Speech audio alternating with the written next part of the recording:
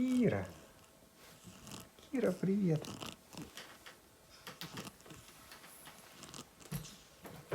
Кира. На something clever, Daddy. Okay, stay here. Could you say yourself? Привет, дорогие друзья, мы вас любим. Это всегда эта камера. Лучше писать, чем не знаю. Может случиться все и вот сейчас же. Там та же реанимация, та же скорая, это надо, чтобы здравый смысл, мысли какие-то были, не паниковать, не Форменность. Прозрачность. Качество. Единство. Доступность. Мы начинаем.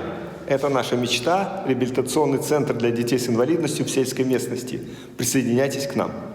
Друзья, добрый день. Меня зовут Игорь Прус, и я руководитель проекта Lighthouse Макаров. У нас будет новое видео, но оно очень тяжелое.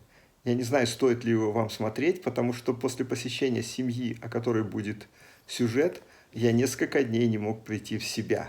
Друзья, спасибо, что становитесь партнерами на сервисе Patreon. У нас уже 17 партнеров, и нам очень приятно. Спасибо, что вы непосредственно помогаете через сервис пожертвовать на нашем сайте.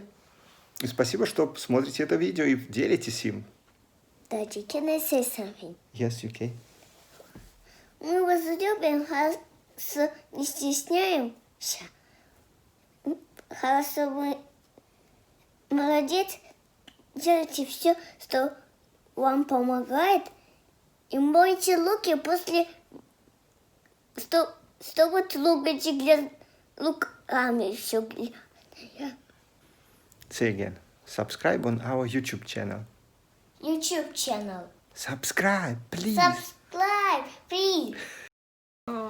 А узнали мы, вот вы задали вопрос, когда мы узнали, у нас до 7 месяцев были розовые очки. Нам никто не говорил четко. Ну, то есть у нас у Киры псевдобульбарный. То есть есть вероятность, что она может будет глотать. Там эписиндром, спастический тетрапорез, кучу там микроцефалия.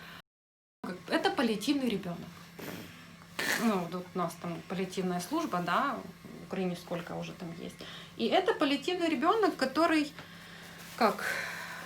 надо просто поддерживать, жизнь поддерживать ребенка.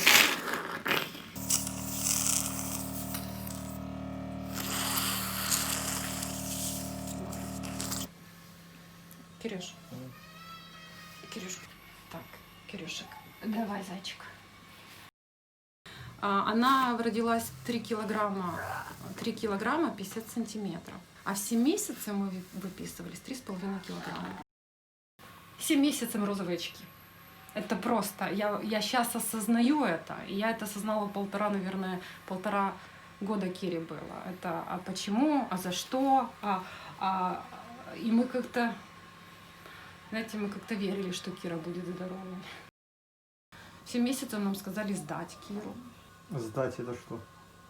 Ну, отдать государству. Куда-то в какой-то бордель. В борделе есть... Ну, в общем, там такие детки есть. И нам говорят, сдайте, потому что у вас не будет семьи. Ну, как бы вы не будете жить с таким ребенком и полноценной семьей. Это в первой детской невролог нам сказала. Она даже не мне сказала, она сказала моей маме. Нас выписали. Кире было 2 месяца. Потом мы побыли, наверное, месяц дома. И снова попали до 7 месяцев. Мы жили просто в больнице. Это пневмонии, это судороги. И потом 7 месяцев моей маме было сказано так как-то, чтобы не нам в глаза, да. Ну, вот пускай там отказывается от ребенка, пускай сдают, потому что она все равно долго не проживет, полноценной семьи не будет. Ну, как бы лучшие годы будут уходить и все такое. А я просто 7 месяцев спала по 2 часа, ну, максимум 3 часа. И как я могла в 7 месяцев отказаться от Киры? Ну, то есть у нас даже мысли такой не было, отказаться от Киры, при том, что 7 месяцев мы просто, ну, как сидели над ней, да, мы что-то ожидали, мы помогали ей. И потом 7 месяцев мы поехали в Венгрию. Мы нашли клинику. как бы, знаете, чтобы, наверное, кто-то нам, это больше всего, чтобы нам сказали, что вот, что что-то изменится, ну, дообследовать ее, скажем так, потому что мама, да, так как нам роддом говорил, что мама почему-то виновата. И, ну, нам сказали так, это мозг. То есть бывает так, что ДЦПшки, которые не так сильно мозг пострадал, не так, ну, как не так восстанавливаются, как вот есть тяжелые детки, они восстанавливаются, да? Кирюша, ну, блин, она понимает, а ей не все равно, вот свои, чужие, она знает, что вот это свои, это чужие, вот с тем я хочу, с этим я не хочу. Она даже сама чихает и пугается. А то есть, если кто-то чихнет, это все сразу плачет. Ну, у нее как гиперчувствительный слух. Вот по поводу зрения, она как-то у нее, видите, глазки один. Она сразу вообще видела, потом не видела. Вот эти вот все картинки это мы меняли, чтобы, ну, развить зрение. Вот. Ну что там такое? Ты нервничаешь? Ну, Мочка, ну что ты, кичонь? Она у нас очень самостоятельная девочка с самого начала. Она немножечко спала со мной. И даже сейчас вот иногда я там ее к себе забираю, что может там нет. Вот она в кроватке, она там себе как хочет так разлеглась. Я просто кроватку сюда подвигаю вот к себе, да, переворачиваю, она у нас ездит. И я так на этом, ну вот, сплю и слышу все. Или привыкла, Кира, ну что ж ты за это? И результат в том, что вот мы 2 месяца не занимались с массажисткой, и все, и ей очень плохо, зажата одна сторона спинка, поясничка, ножка, ручка, даже когда ее вот сейчас я могу положить там ее, да, и она будет прям, она очень кривится, ей больно, ну, то, ну это боль. Просто смешно. Для себя самой, когда я одна, но его нет, лично моего пространства, его просто нет, потому что, ну как, вы же видите, бесконечная санация, это постоянно, это даже мусор вынести, но это нереально. Но иногда, может, если Кира уснет днем, если кто-то есть, да, кто может справиться, вот тогда и мое время. Мама моя, бабушка Кира, моя племянница 11 лет, вы видели. И я ловила себя на мысли как-то недавно, вот если бы там я заболела, ну все может быть, благо, что я там сильно там за 5 лет не болела, так, ну все может быть, какая-то больница. И так что я одна там без Киры. Кто справится с Кирой? Это моя племянница 11 лет. Это не папа, это не бабушка. Ты проснулся, и ты до 11 часов вот просто в детской реанимации работаешь. Это 24 часа в сутки.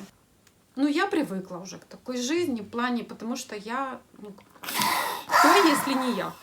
Это пассонировал, это медикаменты, это ингаляция, каких-то 2 часа надо с ребенком массаж сделать, погулять с ней, поносить ее, потом снова ингаляции, водичка, санации, опять покушать. И это так, вот так у меня проходит день, и это самое тяжелое, ну как бы.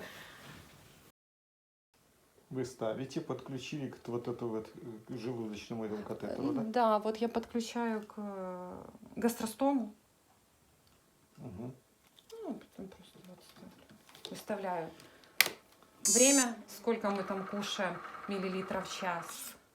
Угу. 100 миллилитров в час она кушает. В принципе, все. Все держать, чтобы не упустить что-то, да, вот там, чтобы не закончились салфетки. Вот надо антисептики, надо там средства, которыми я обрабатываю вот эти вот рамки. Вот надо питание.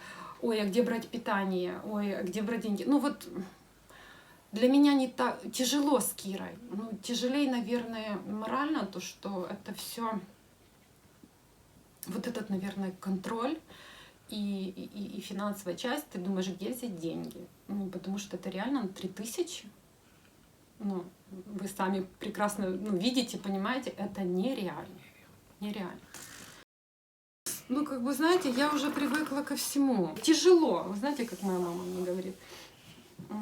Я не понимаю, ты что, спать не хочешь?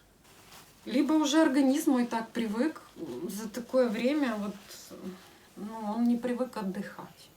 Не привык вообще. И я даже знаю такие семьи, у которых нет уже деток, таких же, к сожалению, они учились заново жить. Ты чего? Ты чего? Ты чего? Ты чего? Ну, зайчик, ну не плакай. Ну, всё, ну,